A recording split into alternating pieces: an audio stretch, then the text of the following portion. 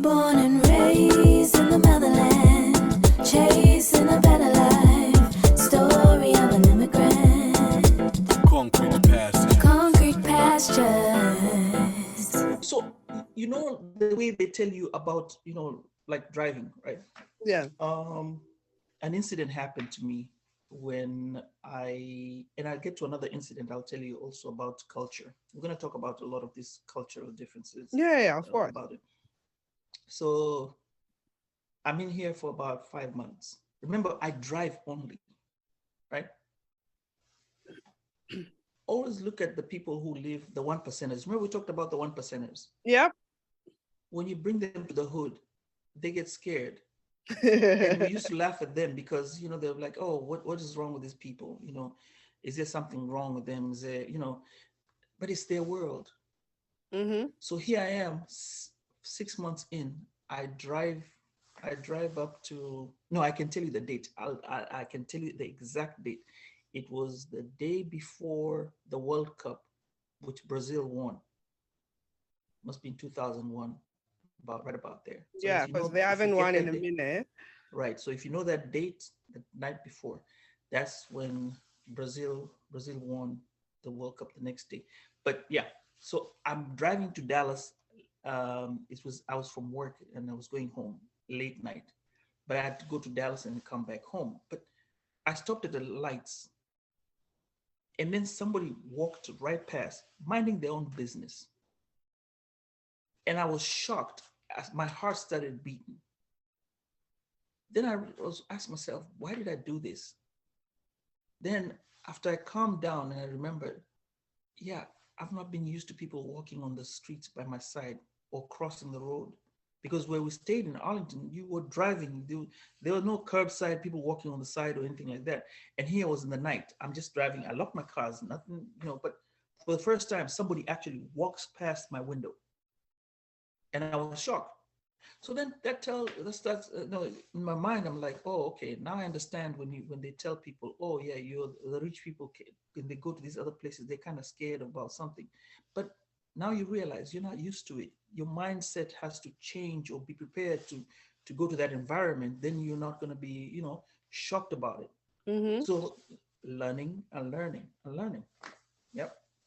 Oh. So that was one of the incidents. Now, this was another incident, and then we can continue. I just want to get it out of the way. So when I'm in Kenya, I love to watch a lot of the African American movies. I mean, I had a whole bunch of collections. That time they were on VHS tapes. For those young ones, ask your parents what a VHS tape is. And, that's what we had. Yeah, DVD was not there yet, No. VHS. Home Alone, Coming to America was on VHS. Exactly. Yeah. So I watched a whole lot of those. I think there was a Coming to America, He Got Game, Love and Basketball. Love and Basketball. There's this one, Cuba Gooding Jr., where he had, and that's the one that I wanted to highlight on. The one that Cuba Gooding Jr. won, I think, an award for it. They were in the hood, and then there was a basketball player got shot. But okay, this is setting up the whole story. What is it? Friday? Friday? No, not that one. Friday. No, no, it wasn't Friday. I'm trying to look it up. Yeah, it had Cuba Gooding Jr. and then what's this buff guy who's hot nowadays? Buff guy. Oh, The Rock? No, not The Rock. He's like The Rock. He's as big as a rock, but he's Arnold? The best man. He played the best man as the guy who was the football player. Morris Chestnut. Oh, Morris Chestnut. Okay. Okay, so Morris Chestnut dies in that movie. Huh. I don't remember that one.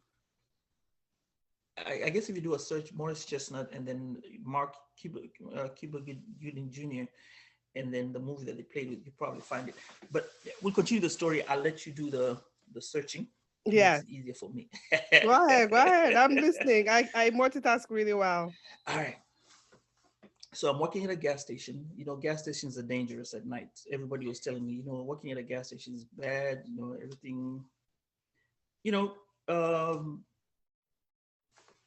I'm here. I've watched all these movies and the drive-by It's not movies. two can play that game, right? No, no, Brothers? No, right? no. Oh, Boys in the Hood. Boys in the Hood, I exactly. found it. All right. In that movie, at the point of Morris Chestnut being killed, the car that they used, and most of the times the car that they used for drive-bys was a Chevy Impala. Hmm. Walking at a gas station, brand new. It's at night. I'm the only one in the gas station. Hmm. A black guy pulls up with a Chevy Impala. Totally honest. I mean, the dude had nothing to do with it. He just pulled up with a Chevy Impala. My mindset as an immigrant, watching all these movies in my head, drive by. No. So guess what what I did? The guy walked in. I was so scared. He came up to the counter to pay for his stuff. He actually came to pay for his stuff. Like, I think he had some soda, some chips, and something else. And I told him, no, no, it's okay. Just go. Just go. Just go. My heart was beating. He gets into the car. He drives off. And there again, lesson learned.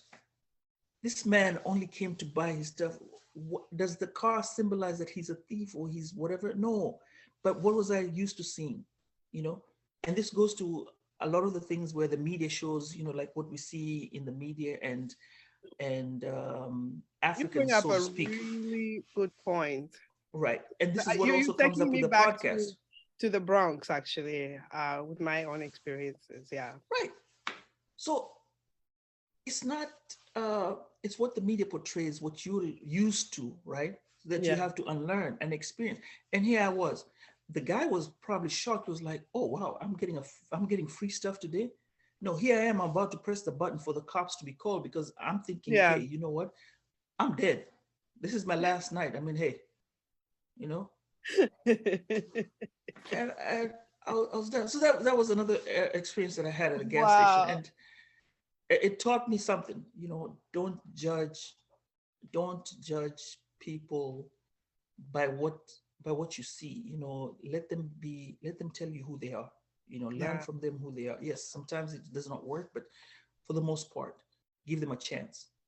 You know, what we know about, you know, white people. I know we used to say a whole bunch of things about white people, like they're smarter, whatever. You come Yeah. to learn that I'm sitting next to somebody, they're asking you for something. First, you're like, you asking me, and then they're like, wait a minute, I know more stuff than you do, and sometimes you do need to come and ask me for what I know, you know. And you're like, okay, and that's also you learn Yeah. as an African.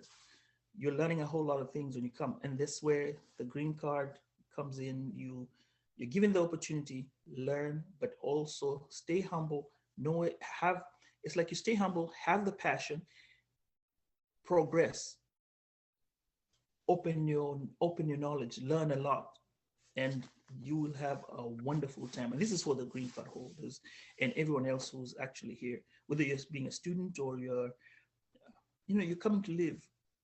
It's open. America is open to so many things. Just open your eyes and be ready to learn. You learn a whole bunch of things. So that's it. At that point, I think 2008, I found a lovely wife from New Orleans, Right. uh, Katrina. Oh, Funny. wow. Okay, so the funny thing is, um, I'm s- I'm signing off my house. I'm buying my house, my first house. I'm Yeah. buying on the day of. So I'm supposed to be moving to the house and take my stuff. I've packed everything.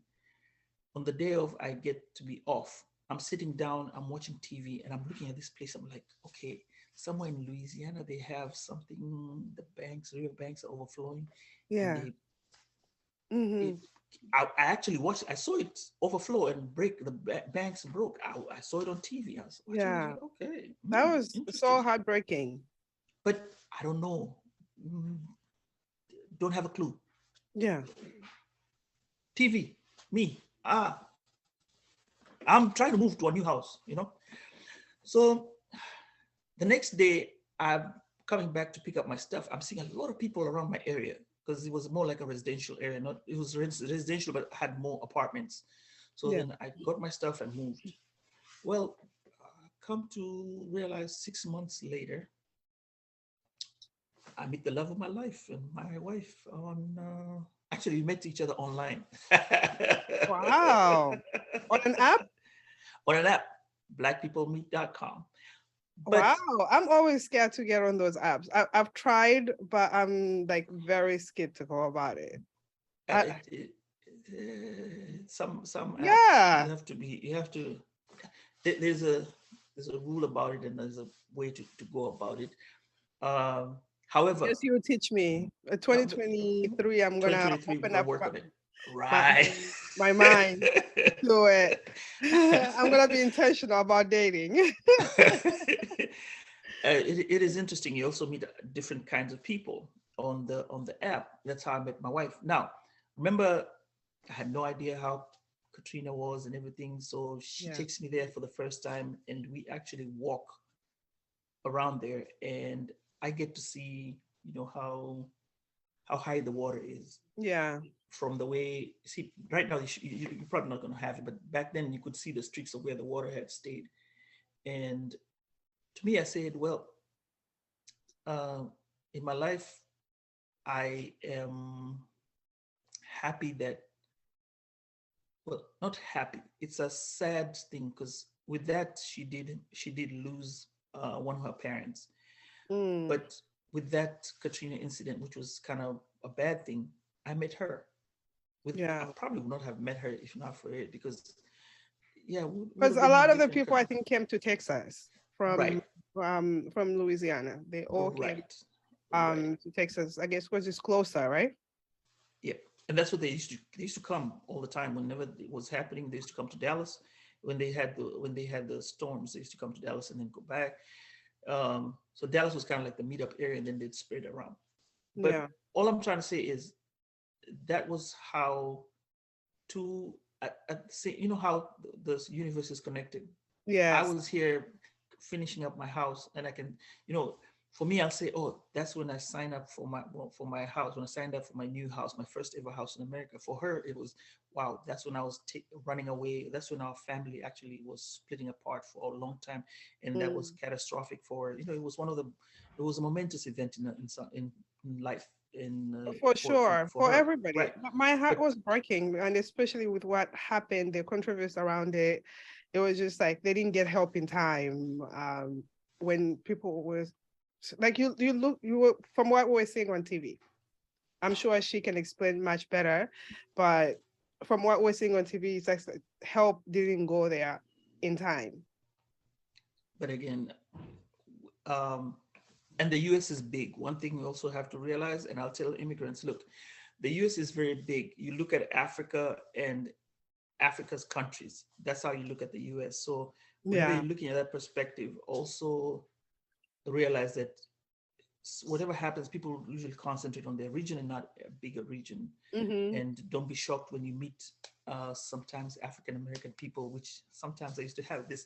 They come, they say, "Hey, you from Kenya?" "Yeah, I'm from Africa." And that's what I always say. I'm from Kenya. And say, "Oh, I know a guy from Nigeria." This guy told me one time, "I know a guy from Nigeria. His name is somebody." I said, "Do you know him?" I was like, "Freaking God, excuse my I- language. I'm in Kenya. How will I know a Nigerian? Nigeria has how many people? Like 300 million or something, right?" Listen, at least I mean, the thing is, I got tired of explaining that Africa is not only made out of Nigeria.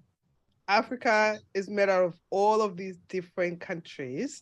And I am from one of those different countries aside from Nigeria. Like, I have no hate for Nigeria, but Nigeria is just popular. Like, South Africa is not even at Market that themselves level. well. Mm-mm. The Yeah, Nigerians knew how to market themselves. They have marketed and packaged, as they say. We package ourselves and market ourselves very well. good and Right? bad. Good and bad. Yeah. Hey, Yeah. even so, look, South Africa. Yeah, South Africa should be top. People should be talking about That's what South I'm Africa. I'm saying. Like South Africa Nobody should be talks about South top, Africa. but But guess what? Nigeria is like the most well-known country in But you know Africa. why? You know why? Because South Africa is a superpower. Why would a superpower want to get out of the country and go to other countries? For what? I know. If I Nigeria was a superpower, you think the Nigerians would want to move? Nah, they'd be like, I know. South y'all can Africa, they're just stay. chilling. They're Because chilling. why? That's my retirement home. You know, that's my retirement. Oh, nice, nice. Yes, no, that's my retirement home right there. So, so got married, blessed with two kids, boy and a girl. Lovely. Boy and a girl. How Yeah. old? Right now, my son is about 13. My daughter is turning 10. Both are swimmers. They play Nice. soccer, ballet for the girl. For the boy, he also goes. He plays band. He plays music. So Nice. I'm hoping that he might be like his grandfather on the mother's side. He's a Mm. very famous musician in New Orleans, Professor Longhair. So hopefully, maybe Jazz? he'll take the mantle. Um, I'm you- being stereotypical because no, mostly it's okay. like It's okay. Louisiana is, jazz. I love jazz. Yeah, jazz tune. If you ever look up Professor Longhair, you listen. Oh, He's very famous. There, I even done a podcast about him on the podcast, Sambaza podcast. Just a little history about I'll him. take a listen to Yeah, Professor Longhair. narrated by one of the granddaughters.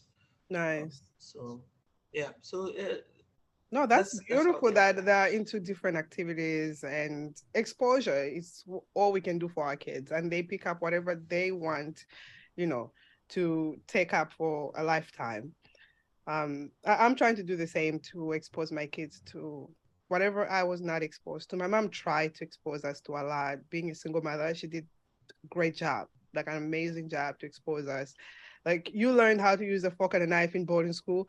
We learned on our own, like through my mom taking us to exposing us to like expensive restaurants or even Oh, for no reason, she would just have us go to sleep in a hotel in Lusaka. Just like, oh, oh let's go. Let's you guys were good. Huh? let's Sleep. pack I up never and slept in a hotel back home. like let's pack up, let's go. By then, like Holiday Inn was like the top hotel in Zambia. So it was one of the top hotels because we have the Mhm. Intercontinental, we have Holiday Inn, and where it was really great restaurants. And when you got there, they have stores with amazing jewelry there. And my mom just, let's pack up, let's go through. Up your mind. Yeah, she opened like for the first time when I had waffles. I was like, and my mom was like, order whatever you want to order. I was like, okay, that's order. But she had traveled so much, and I think from her love of traveling, I also love traveling because she would share all her experiences. Even if she stopped into Nairobi, for instance, like her flight stopped into Nairobi, she would open up her mind to learn the culture, to learn what Nairobi is about and Kenya is about. Whether it's 1 day or 2 days, she was there. But she will bring that to our house to expose us more to let's go out to restaurants. Let's go like for it, I'm so grateful for those experiences that my mom created. Like I appreciate them now. Before when I was young, I was just like, Mom, why? I want to go be with my friends. But I appreciate it. Like it came um longevity for me now. It's just like, oh wow, great. My mom did an amazing job to expose us to things. I get Yeah. to appreciate them much better now that I'm older. But And also, the problem is now you went to boarding school, and like yeah. I did go to boarding school. Now your kids cannot go to boarding school. Well, it's a choice. You're with your kids every day. You have to do stuff with them, things that I never did. You know, remember as immigrants, we come here. There's that thing where remember we talked about you have to unlearn a lot of things because Yeah. when you take off from when the plane takes off, Yeah. always remember one thing: leave a lot of things behind.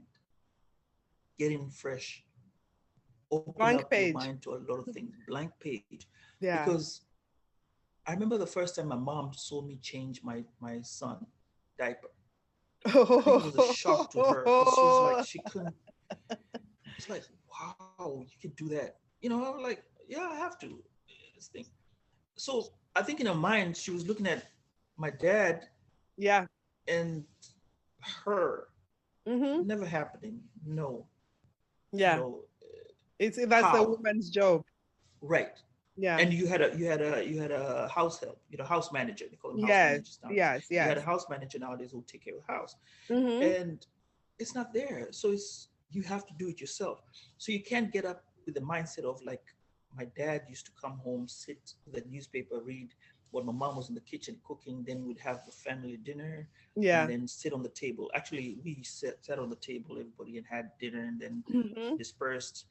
And no, no, no, no, no, no. It's not that. Nowadays, you in America, you hustle. You're here. Your husband is there. Your wife is here. Jobs, night, daytime, all the same time. Pick up the kids, bring them back home. Yeah. You've got to take care of the kids. You wash them, bathe. You bathe them, change them, Yeah. feed them. All these things. And as an immigrant, you have to learn how to do these things. Otherwise, if you don't, that is going to have Make your life much harder. yeah, Yeah. with the impact, especially with the older generation. Yeah. When you're younger, I think you kind of come in and adapt with what is going on. But I think when you're older, it becomes a bit harder to settle in. And Yeah. even when you with a job, I always tell people like, hey, and interesting, my I have a friend who's actually moving to the US at, I think they're in their 50s now. Wow. Yeah. So I'm actually curious. I wanted to curate it like a podcast, like talk to them before they left Kenya and then kind of talk to them when they get here and then have a conversation 1 year after they're here to That's kind an of gauge interesting exactly. uh, conversation to have. I would Right. love to hear that because from their perspective of being home and what they think of America is going to be for them, and then when they experience the reality of it all, it'd be interesting to hear what they say after 1 year. And I always tell people, there's this there's a movie I tell people to watch all the time. It's a DVD movie. It's about yeah, I forget about it. But you have to, okay. If you're listening to this, right? Please check her show notes. I'm gonna give you the show. I'm gonna give you the movie, the DVD on the show notes, and you wanna watch this movie. If you're an immigrant and you're going to have kids or you're planning to move into a country, this is a very, very, very good DVD. I kid you not. Oh, Nancy, wow. I'm going to give it to you. I'd like you to watch it. I Yeah, kid you not. yeah. I have like 5 copies that I keep. I even have an original, but I keep it because it actually tells you how your kids will think about when you move to a country, how you start off and how the kids will be. You know, Wow. very, very interesting. 100%. I need to watch it right now. No, I need to watch it right now. But I'm definitely And watching the it. reason why I say this, you will tell me anything about Zambia. I can watch Zambia in YouTube. You can tell me anything about Kenya. I was told about the train station in London where they meet. There's a one place that they meet. I keep forgetting this name, but it's like I think Trafalgar Square. I don't know if that's the major one. There are over 1 million people that go through there. Oh, it's like Penn People, Station for us and like Grand Central right? Station. Yeah. Okay, Grand Central. Take Grand Hmm. Central. Yeah. You can tell somebody anything, tell them everything about that place, even read a book about it. Yeah. But there's one thing they don't have, that experience. The first day I went and stopped at the train station, I stood and had to pause. I looked around. I was like, wow, the feeling is different. Yeah. So the same way you tell somebody about, you can tell me about Zambia. Yeah, I say, hey, I know Zambia, but there's the feel to it. When you get to Zambia, you step on the soil, you smell the air, you stand around, and you get to Yeah. the Lusaka. You know, you get Yeah. into Lusaka, you step out of a bus, and you Yeah. stand like this. Yeah. That experience is one of a lifetime. Yeah. You never get that. So it's the No. same thing you get when you go around places, and which travel helps you. I'm glad that you do travel, and that's the thing I like about travel. You get to see Yeah. these things, you get to experience these things, and there's knowledge uh, from that. And again, that movie, I wish I could remember. I have the face. No, I can't wait to watch it. I'm definitely gonna watch it. And Yes, wow. and I would encourage you to tell all other people who are going to be coming to your show hereafter as part of the No, the show, thing like is, I'm as a actually working on a mentorship program uh-huh. to be able to help people integrate, especially here in New York, because I've had a lot of challenges um throughout my journey of 20 years Hmm. being here in New York. Hmm. So from the point they are in their country to the point that they land here, working with them through their journey, assisting them with finding a job, assisting them navigate our subway, because I've Hmm. had experience with that. So having them watch this movie at least gives them a perspective of what their journey is going to look like. Because we build a life. You're coming, this is not 6 months or whatever it is. You're coming to build a life. We walk with you through your journey, because nobody makes it by themselves. We all have been handed over to different hands. Uh, Everybody has poured into our lives at different times, differently. Um, so I want to do that for others as they're Okay. coming. So Okay. I'm excited about this movie. I'm excited. I was trying to look at it right now, but I'm like, no, no, no, no. No, no, Let me no, it's concentrate on this. okay. It's all good. It's It's all itching. good. It's itching for me to see tell you. I know one of those things. But yeah, Love it. so with that, back to where we're talking about, these experiences that you have.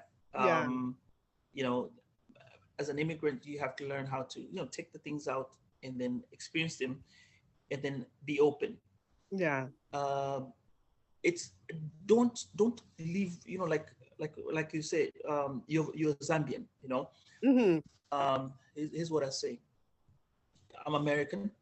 I consider myself American. Yes, of But you course. strip me off of everything, my identity. You start stripping me off. At the bottom line is, I'll tell you where I'm from. It'll always go back to Zambian. So you have your Zambian traits that you keep. Even how you raise your kids as a Zambian, how your mom raised you. You use that and incorporate that to what you are now. Yeah, It is helpful. It is different. Keep that in mind, but don't don't make it fluid. Don't make it rigid, and whereby you yeah. say, I'm not going to steal this, I'm not going to do that. So um with that said, I think as an immigrant, with my life right now, I think I'm happy, and which is now what I can segue to me becoming Sambaza with the Sambaza podcast. Before you segue to that, Mhm, mhm. I just want Oh to yeah, give. yeah. I've Go ahead. had a conversation with one of my guests that on single parenting. I know you married. How is it parenting from a guy's perspective? This was a woman's perspective when we had a discussion. And how is it parenting here in America from a guy's perspective? You have a 10-year-old and a 13-year-old, boy and a girl. So now mine is, I think mine is very different because And I'm I sure didn't your marry wife a would Kenyan. give a different response. Right. Yeah. See, my wife is African American, so her response Yes. will probably be different. She's not an immigrant, but still, for you as an immigrant, how is the parenting for you from a guy's perspective? Also that takes a different aspect. It's not an open. Remember, if I was marrying it to a Kenyan, we would be, there's a way, a Kenyan way of doing things. Okay. And when you're the African American, there's a way you get doing things different, A not the same. hundred Yeah. percent. How are you installing So some of the values that you've learned from your childhood? for me, I still have my child, my whatever I was taught in my childhood, and some of the things I tend to we remind ourselves with my sisters and my brothers back home, um, of what we were doing as kids. What we taught us with our parents when we have these conversations, like, oh, when we were young, your parents used to do this, they do this. Yeah, I remember they do this and this and this and that. So we have these conversations as adults, and then I try to incorporate it with what I am trying to guide my child to be. Now, my child is going to be a black male. Mm. Daughter is going to be a black female. Mm-hmm. Uh, there's this idea of being inclusive, being, discrimination and what have you. I have to teach him a different sense of way. I remember coming from Africa, and this is another thing where I and that remember when I said the way parenting is different. Yeah. See, as an African, to me, I come with pride. I come with the fact that, hey, and I can say this respectfully, I come with a sense of pride that we were in Kenya, we were colonized, and we chased the man away, right? The Yeah. white man away, and Mm-hmm. we gained independence. So Yes. we are rulers of our own, Nation. quote unquote, nations. Yeah. But when you come here and listen to the African American perspective, it is a different Mm. perspective of how life is. So when Yeah. you're teaching your child how to grow, to me, I I believe, and I don't know, maybe if you have a conversation and have it with a Kenyan person who's married a Kenyan, and ask them this question, I think it's going to be different from my perspective, because my perspective is I have the African American perspective to handle as well. The slavery part, understanding where you are, where you're going to, how you Yeah. treat yourself as a boy, how you Yeah. treat yourself as a man. The young boy, when he was young, oh, he's such a cute boy, he's such a very nice boy, he's very handsome. At 13, 14, 16, this is a boy is big. Now he becomes an enemy of the state or an enemy to you. You get afraid of him. So it's not like that in Africa. You know, he's like, oh, the boy, now he's a man. Now when he grows Yeah. up, he's a man, he's a boy, he's everything. His experience is going to be different. So with mine, I still have to give him the African values, and there's still the African American side that he has to be instilled in. I am glad that my wife makes it an effort for us every 2 years. We take the kids back home. That's So good. every 2 years, they always have to go back home.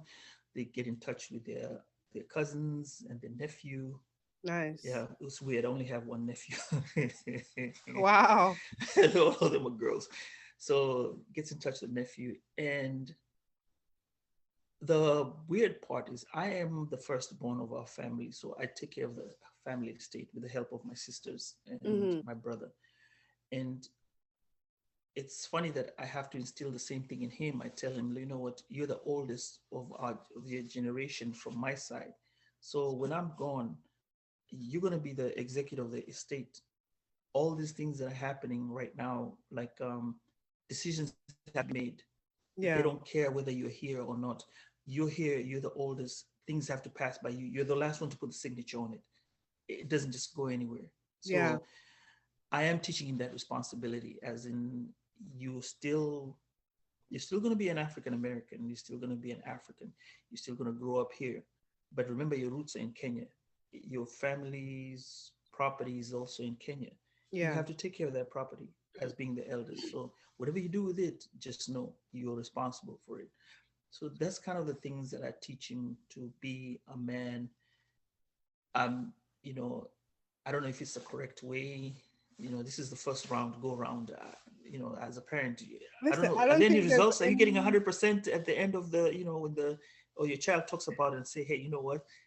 So it's the first round. So I do my best, and I Yeah, like I I think always tell that's the him, best we can do. I think right. as long as we show up, but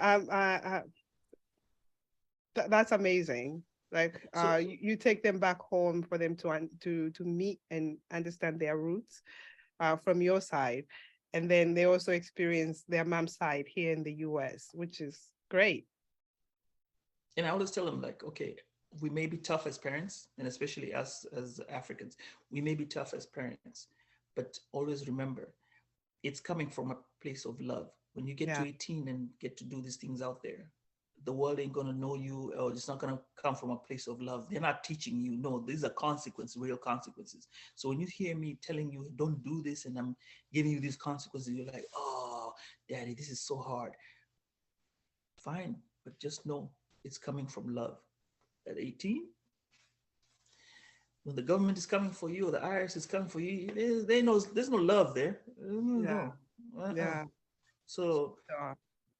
um, that's how I plan on raising my kids and what I teach them. I think at the point when they were younger, yes. Oh, let's yeah.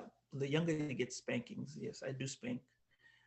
As I get older, I mean, yeah, well, you're not spanked.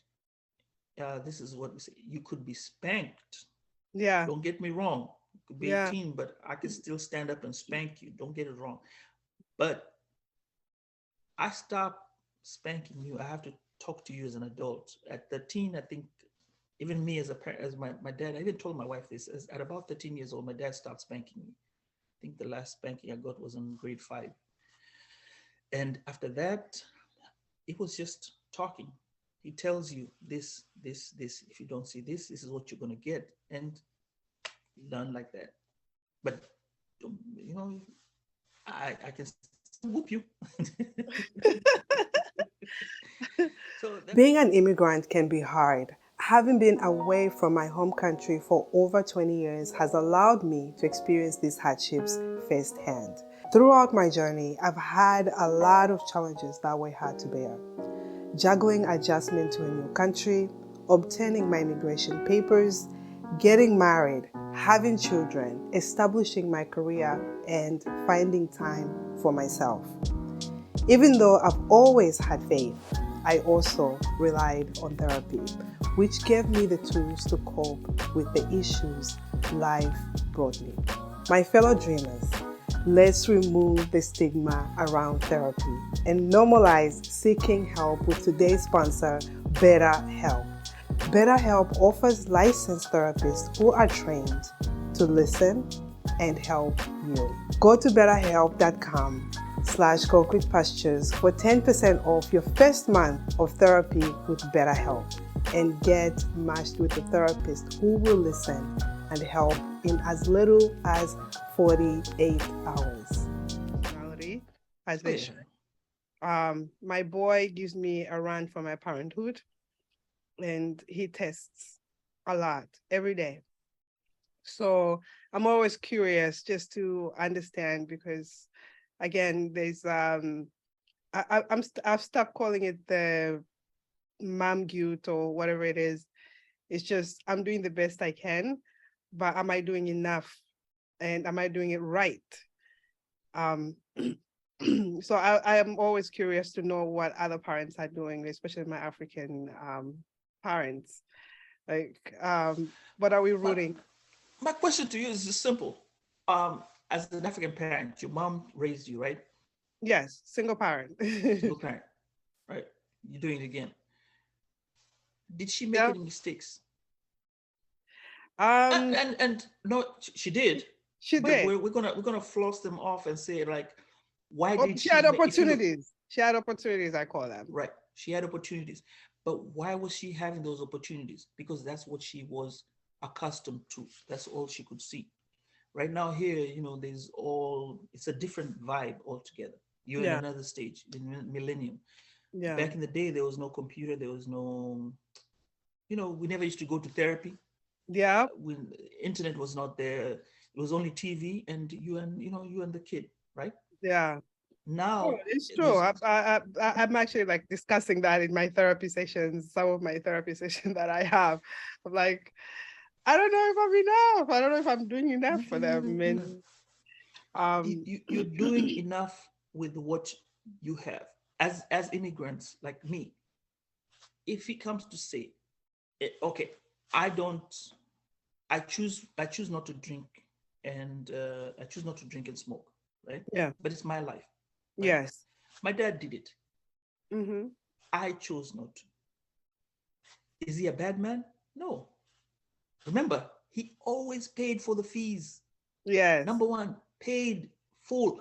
I was never chased to school. At any one time, I'll tell you, I've never been chased home to school for fees. Never. Yeah.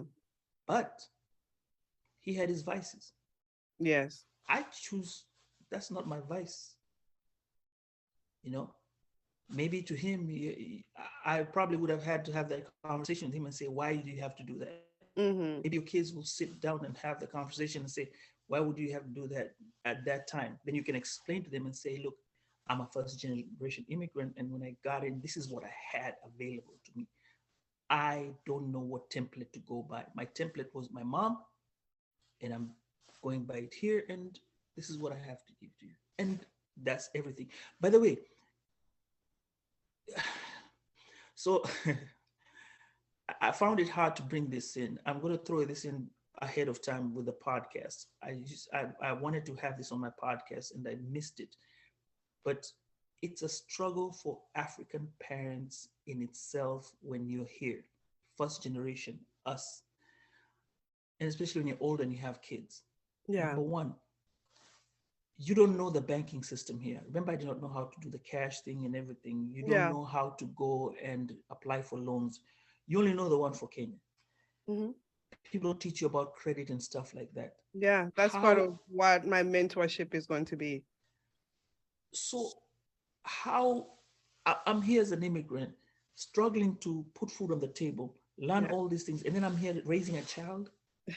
Come on now, kids. The kids have to give us some leeway as being Yeah. the first generation. And there are a lot of parents, not even in my generation. I talk to kids, people who are younger than I am, when I meet them in Clubhouse and we have these conversations, we had this conversation. And they were explaining about their parents who was, right about my age, should be in their 40s and 50s. Yeah. They had no clue on how to go into banks. They were scared of going to banks. The same way you'd have a Mexican person, I see this in Mexican people, or Brazilian. They would have the child walking to you. You go somewhere, you're explaining something. It's in English. The child is speaking English. Then they have to translate to the mother. Then the mother says Oh, what they want. all Then the time. I experience that at work every day. so there we go. Yeah. So with immigrants, we have that deal going on, and I think we just have to get. This is to our kids, Yeah. just just Give give us us some grace. some grace. Yes, Yeah. Give we us may some. not be the best of what Yeah. is out there, but understand where we're coming from in order for you to get to where you are, and then say, okay, fine, because of this is why I got you here. And you know um, get both sides of the story before you make a conclusion as to if your parent did the best thing or did the worst thing. Yeah. I Yeah. love that. I love that.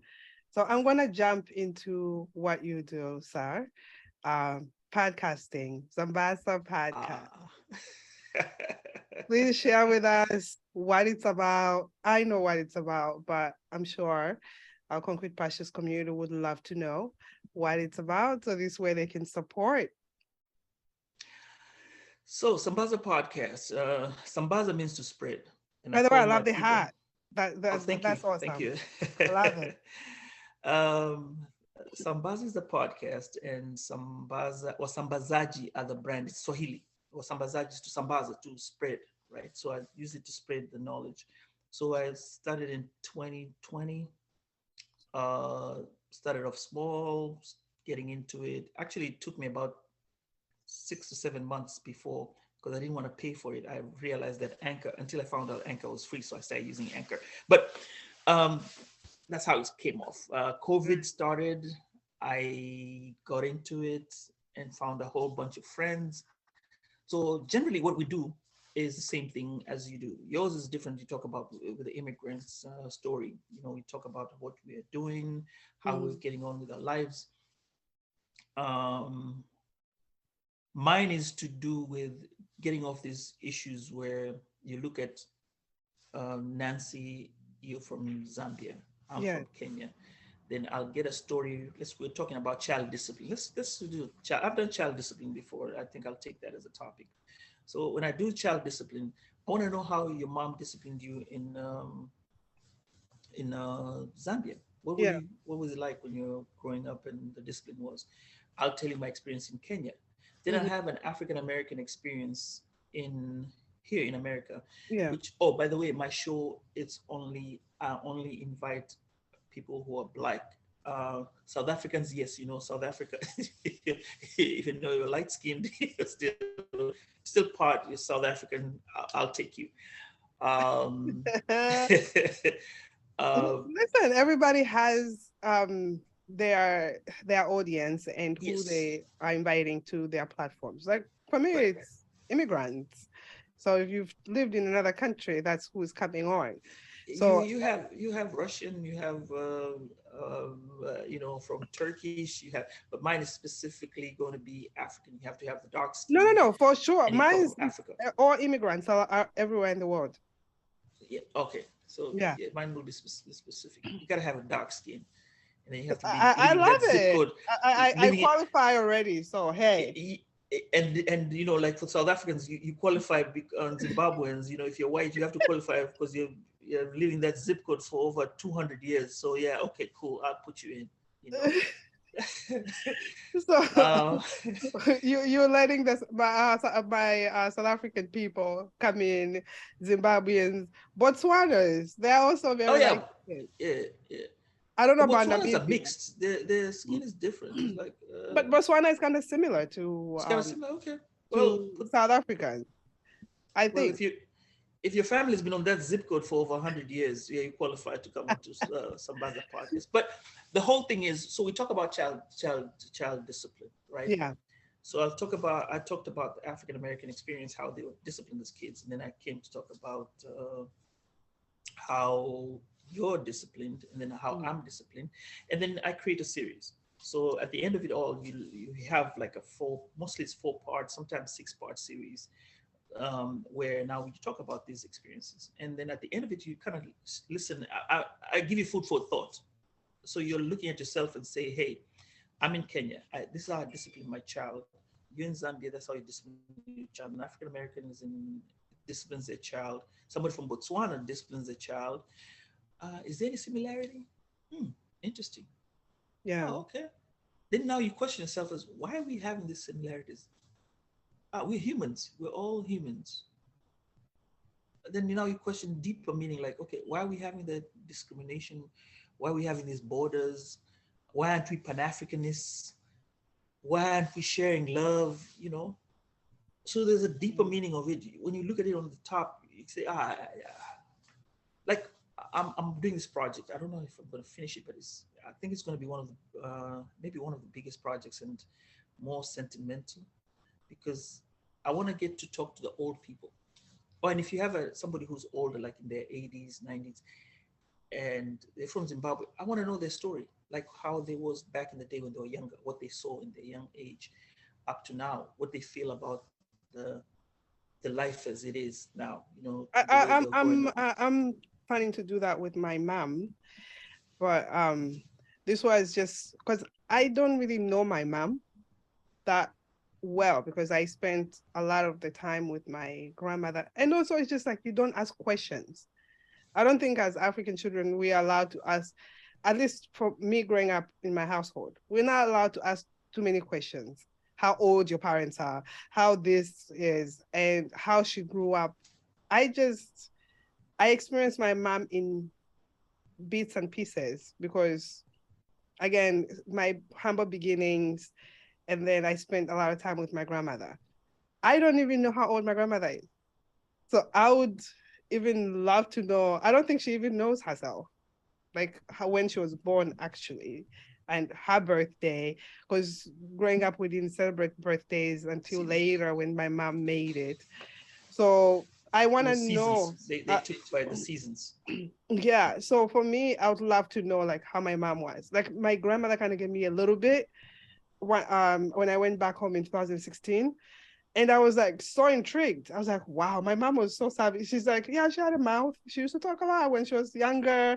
And um she so I can relate to maybe how my daughter behaves. Where does she get this from? Or my son. So um I kind of convinced her. So when she gets better, I'm gonna do it. It's like kind of like her life, celebrating her life, and me getting to secretly me getting to know her. So I love that project that you have with older people and wise, because as you grow Yeah. older you get wise. So there's so much to learn. I can't wait for that. I can't Right. wait for that. Yeah, take that and then now combine it and make an episode out of it. Hopefully, maybe I can get a book out of it. But That's I don't know. amazing. I love it. Yeah. I love So it. I don't know that many old people here in the US, so I have no idea. And the older people that I know, they don't speak English. So you would have to but they're Zambian. They're Zambian, right? yeah, that but they're back home. Like my grandmother would love to know. Like I would love for you to interview her and get to know what she was like. I'll give you the questions and then you can go ahead and interview her and then we can do a translation of it and then after that, you can narrate it. Actually, she can say it, whatever she's saying, you speak about it, Yeah, and then we can because do a I narration understand of her. it and then have that put in. Hey, this is podcasting. This is what we do, so we can No, sit I and have love it. a I conversation love about that project. I think I haven't seen anything like that yet, but I love it. That would be something that I've been very interested in knowing and learning from it. the Yeah, for all from all your guests. But there's so much to just learn as you get older. People have experienced life, and you get to learn. and then that's also a template for the kids. Like look at that and then say, okay, this is what we found out. Yes. So that's Sambaza podcast. When we talk about what we No, I do love it. with my projects, yeah, Yeah, I love it. and hopefully I can get people to listen to it. It's more of a quiet podcast. I haven't started monetizing on it. Um, I get quiet guests coming onto the show. When I say quiet, I mean people who some of the guests that I get are usually guests that don't show up on other. They're not like famous. They are famous, but they really don't are very reclusive. They Yeah, don't but they come are on. famous. I've listened to your podcast. They are famous. Maybe they just don't want to be on Yeah, other podcasts because yeah. there's one that I was the experience of the Italian experience and the Rwandan experience. Mm-hmm. Very interesting. I love what he's Oh, doing. I love oh the yeah. work. He's I love everything. That the whole conversation was amazing. oh, okay. Nice. Thank you. Thank you. So Yeah. So I always try to sell them that when you come to my podcast, not a lot of people are going to listen to the podcast. So if you're scared about being, having a whole, media explosion about it, yeah. don't worry. It's not that big of a deal. Maybe 10 years time, 5 years time, somebody will discover it and then go like, oh wow, it's over here. Yeah, okay, something like that. So it's like a reference point. That's how I look at it. Let it be a reference point for somebody who wants to see something, come back to it and look at it. So Yeah. not a blow up thing like I'm not chasing for celebrity status or Mm. anything like that. I'm even scared about, being, when I'm trending, or when I I tweet think that's a something, then common thing. When a lot of the times when I post an episode and it's the numbers are very high, I get anxiety actually. I'm like, oh my God. who's listening? Because there's certain things I'm just like, not, I didn't think that there was gonna be so many people listening. Right. All I was when I first started was like, okay, I'm going to talk about my story and just focus on my story. And I've been sharing my story throughout. And then with the guests, when the numbers are going up, it's overwhelming and very humbling. So I Yes. know the feeling. I know the feeling. Your podcast is not small. Don't I know you're humble about it. It's not small. Um, My goal. That's why. Okay, and here's the reason why I always use Sambaza, and I will never use my face as Sambaza, and I use the I see podcast. the Even though cartoon. my Yes, kids, I even saw that. I was just like, okay, Sambaza, you do my, you. my kids always say, "Why am I using this white man?" But Excuse me. I want to. You're fine. I want to be able to walk down the streets of Nairobi and not have anybody know about me. I I really want to cherish that. I want to be the guy who sits somewhere and then I hear people talking about my podcast. Say, hey, oh, I listened to this podcast by Sambaza, and it's really really But you cool. could And have I'm put a just right there. tree from Kenya. You maybe a tree that used to sit under. You could have used the tree instead of a white man, but you do you. You do you. Probably. Mm. Maybe I might rebrand and do it. So with the Because podcasting, you're is there any confusing the change? kiddos right now. Once Yeah, they the find out kids. about your podcast, they'll be like, okay, Dad, what's happening? You're Oh, teaching us they about know all about it. these the questions will come soon. But my daughter asks so many questions, a lot. From the time I started the podcast, she's been my number one supporter. Even when I do my solos, I remember when I was working on the intro. So I would record it sometimes, like where I'm sitting now. I'm sitting at my dining table, and she's listening, and I'm just like, that was not good. And she's like, no, mommy, you're doing so good. This is so good. I'm like, oh, okay. So I borrowed some of her strength, of her belief in me, just to continue to believe in myself. And from the logo, she was like, I love the logo. Because I had actually asked her I opinion. I'm love like, the logo. I what mean, do your you think? logos. Thank Wow. you so much. Thank you. I needed to represent. And you And did. thank you. And that right away, she's like, we should keep this one. Because there was different ones. And she's like, this one. I was like, okay, done. Good So choice. Good thank choice. you. Yeah, yeah, And yeah. No, she has very good taste. and I think as podcasters, we kind of grow out of the fact that now I'm comfortable enough that the brand is growing, and then I can come up as me. Then now you see who Yeah. Sambaza the podcaster is, but I rarely do that. I rarely show myself, but I it's was shy about it progress. too. Yeah, no, It's I can relate. progress. I can really relate. Even like wearing my own face, I was just like, people are going to be thinking Oh, I'm your full of voice, myself. your But voice, that, your voice. And you start off with your voice. People are oh, like, forget it. oh, Don't even get me there with the yeah. voice. And then on top of that, with my lisp, it's amplified every time I have to practice. I have to go on Google. Like, this is what goes behind the scenes for me.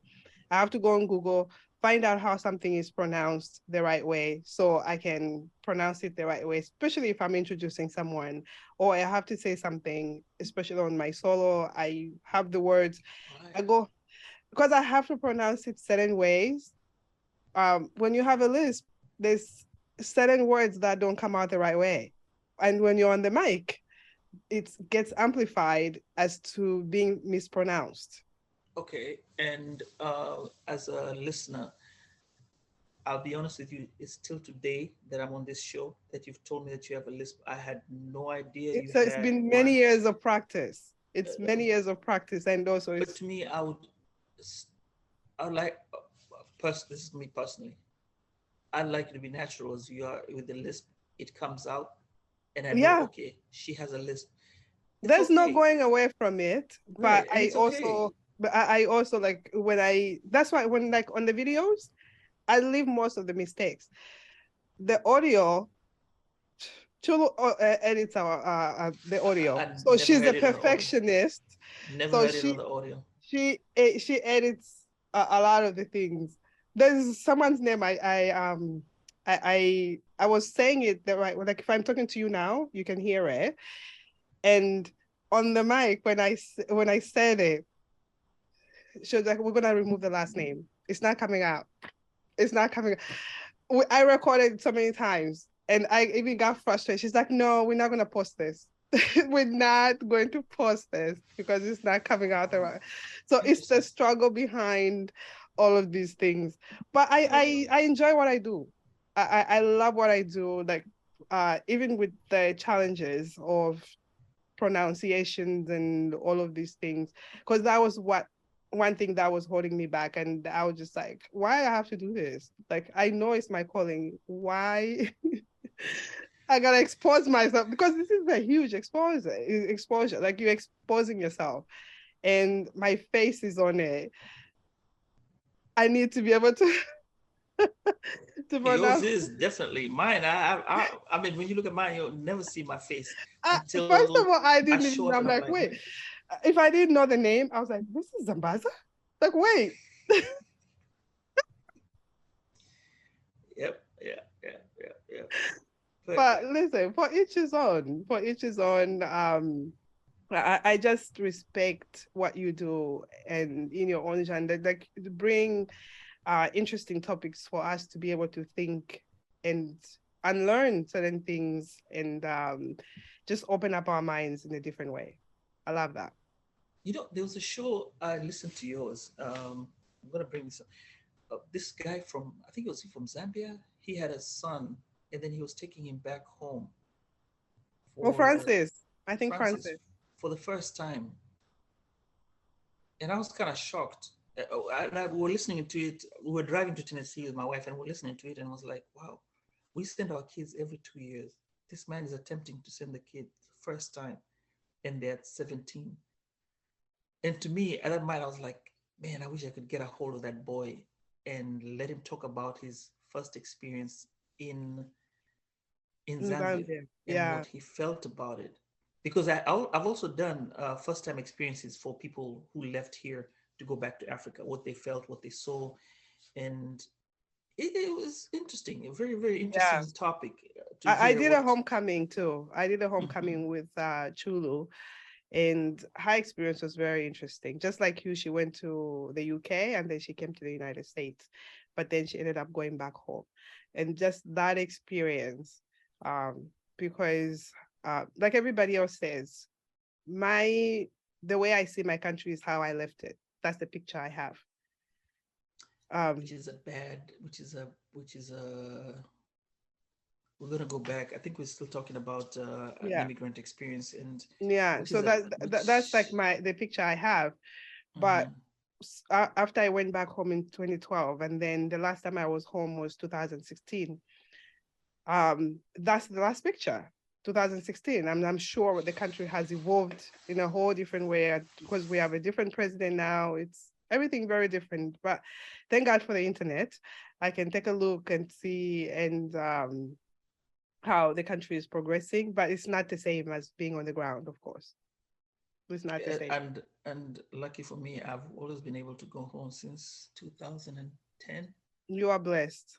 I always go there at least every year, even if it's for a week, sometimes twice a year. I think I've done twice a year, Yeah. twice No, that's on amazing. Sam. That's Yeah, amazing. It's a but dream for a lot of immigrants because it's the expenses, first of all. Like if I have to travel right now with my kids, all of us have to yeah, pay for a ticket, and then you don't go barehanded. Everybody's waiting to receive. So you have black to pack tax. up, yes, black tax all the way. So But they're I notice this expecting. when I go.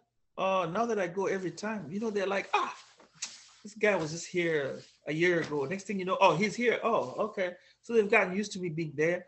They don't ask for it. They're like, it's no, it's a normal thing. But one thing I'll tell you is there is a culture shock. It's like you going to jail and coming out after that.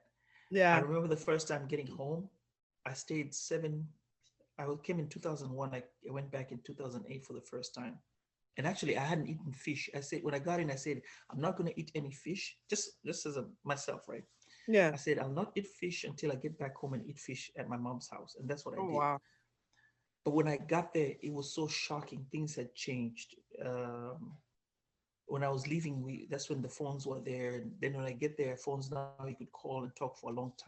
Mm, Yeah, things do change. It's a whole new experience. So even as immigrants, as self yourself as being back here, now mm. remember also with the families back home, back and forth, it's an issue. And yeah, I can say yes. I'm blessed to be able to go home every year and visit. Well, they say it's visiting. I feel like I'm in that destination for that time, because Yeah. majority of the time I'm usually running around, taking care of family business and coming back to America, and then settle in. And I'm like, okay, fine. No, it is visiting, and especially that you go expose. I can't wait to take my kids um to see my mom and be with their cousins. Right now they talk. Thank God for technology. Again, WhatsApp FaceTime. is, yep, it has been working well. So it's amazing. You and I can talk forever. We are I know. storytellers. So We need to get around and get another series A going on hundred and talk percent. about podcasting. I am so down. There's so many topics that have been triggered from just having this conversation, me and you. Um, We can have a quarterly, like a wrap up. Well, a I quarterly, love like it. maybe Yeah, January, maybe have one in April. Pick up a topic. We have a conversation like this, and then have another yeah, one I love maybe it. for a year. We already got four topics Let's to talk do it. about. Let's do it. I'm here for I'm it. I'm good. I am Yeah. here for it. Is there anything I haven't asked you that you'd like to leave the audience with? No, I think we've covered everything. I mean, we've covered from where we started from, as me being who I am, where I Mhm. was born, grew up, my school life, my interesting school life, Jealous. and how I came here to Dallas and how I settled down and Yeah. got through my life, and got married.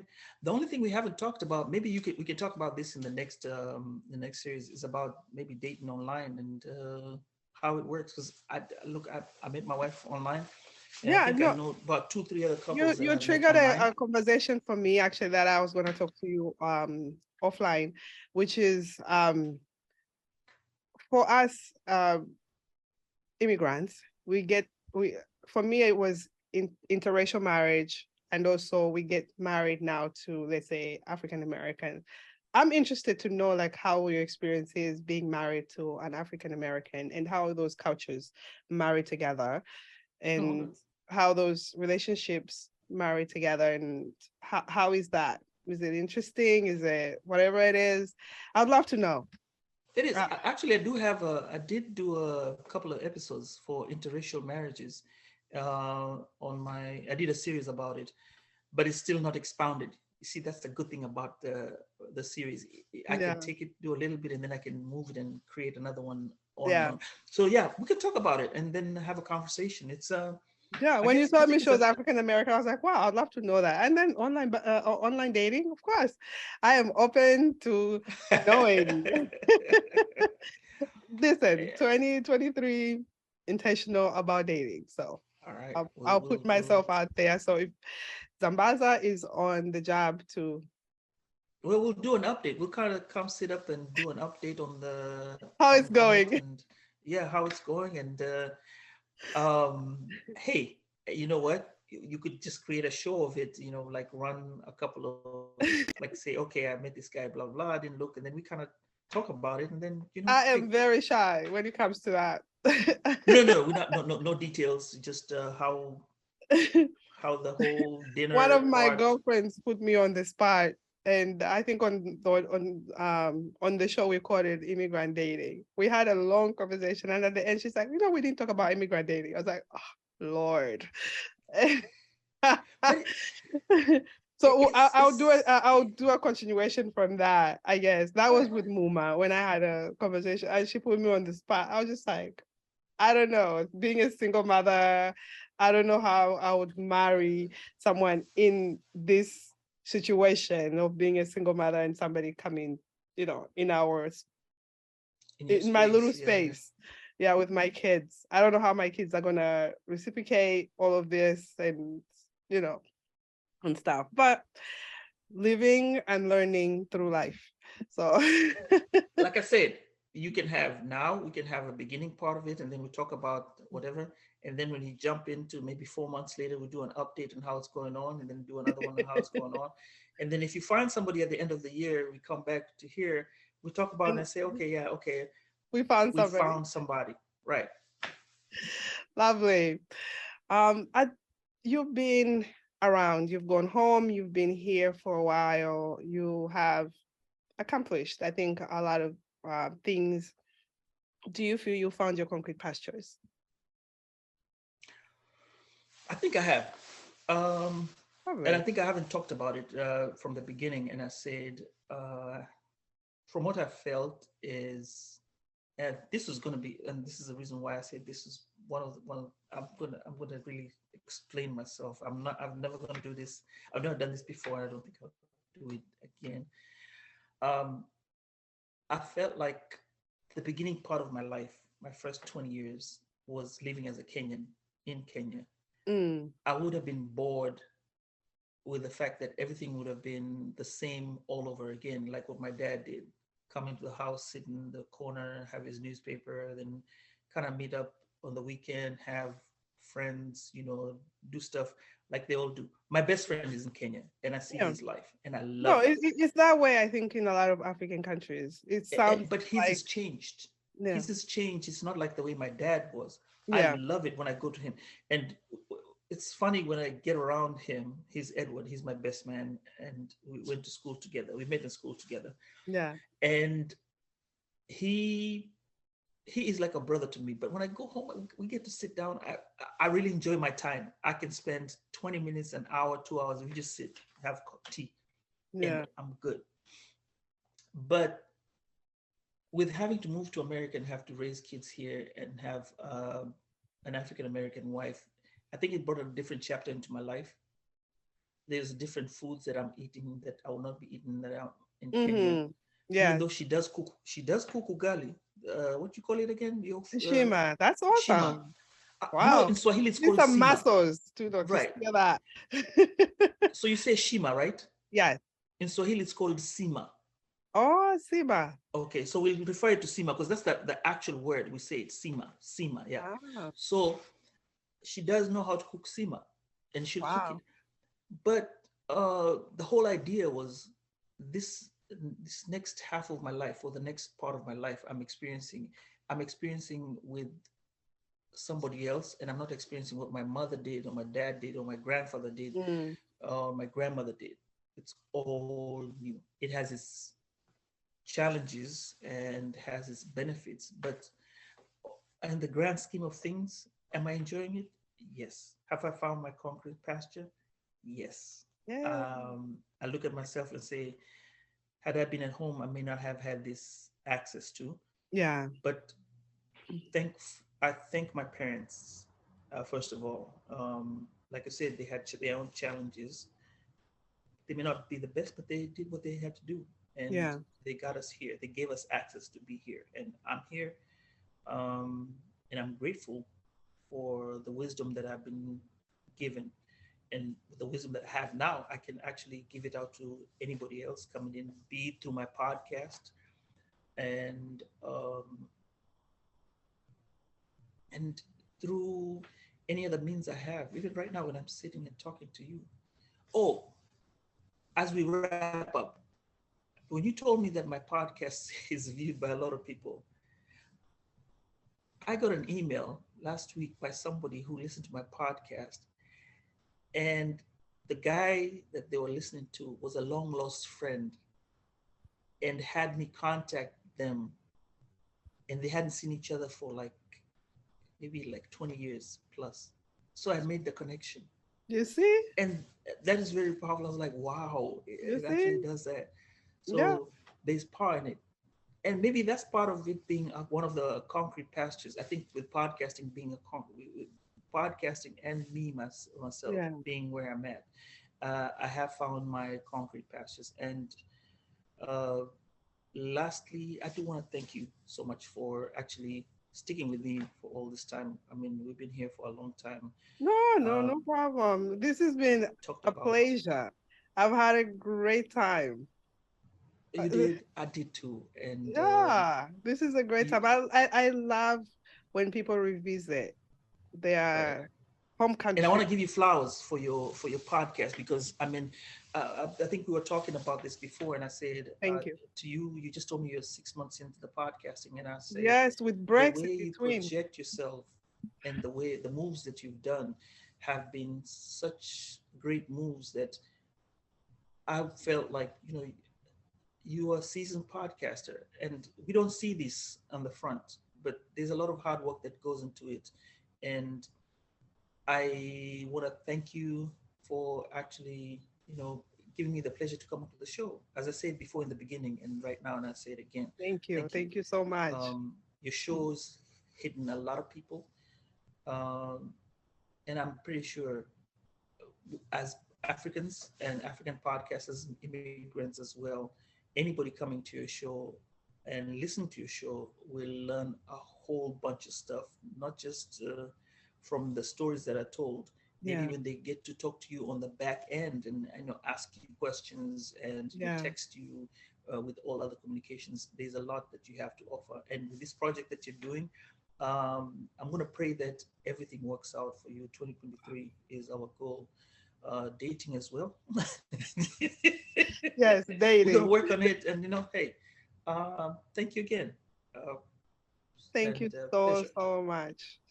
It's been an honor. And I appreciate you pouring into our community. This has been a great conversation. Asante. Oh, Asante Sana. You're welcome. How do you say Asante in? Okay, now In my I'm ignorant. language, Yes, because I know Zambia has many languages. 73.